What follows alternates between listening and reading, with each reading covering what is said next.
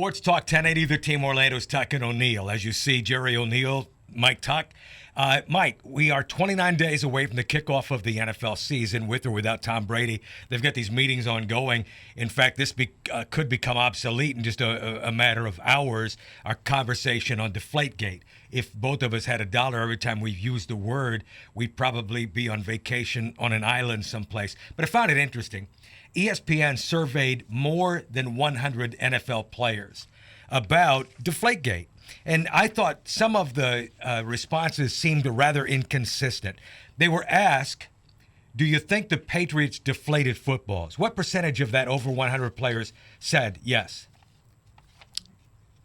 85? 72%, which is pretty high, right?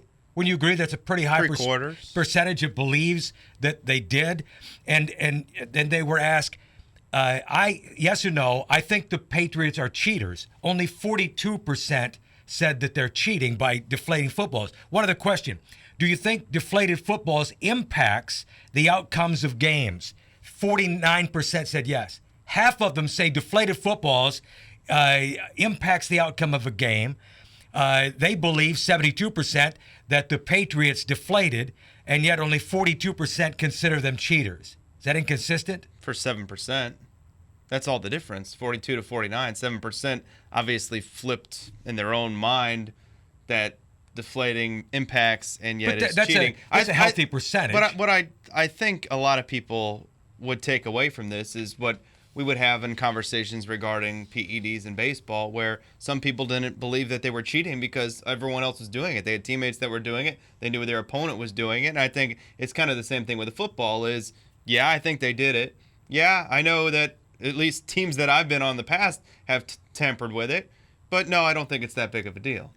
What we do understand, according to some sources and information, is that the NFL is tightening its grasp on what it will allow Tom Brady in his understanding of his punishment phase. Meaning that the NFL has basically said the only way that we'll lower our threshold of suspension or punishment is if you agree to what was in the Wells report. He won't do it. I mean, correct. He's been against that all the time. I said, we talked about this a week ago, 2 weeks ago. I don't know. We lose track of time here. Right. We're going on about 10 months of this. So I said, the NFL, the most important thing for them to get out of this is admittance of guilt. And Tom Brady, if they don't get the admittance of guilt, then even if there's a punishment in place, Brady and the Patriots will deny it for eternity. It's why I've said all along, they're going to have a stalemate. This judge is going to be the one who determines the outcome of DeflateGate. It won't be these two parties. They can talk until the cows come home. Tom Brady, under oath, said, I did nothing wrong. If he backs off of that, then what? The NFL has said, our findings suggest you have. We're going to hold the findings to be the truth. The judge will determine all of this at some point. It's not a big deal. It's been made into a big deal. It was cheating. Tom Brady did do it. The Patriots were involved in it.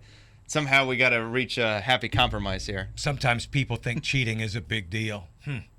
We're Tuck and O'Neill, 3 to 6 weekdays on Sports Talk 1080 The Team Orlando.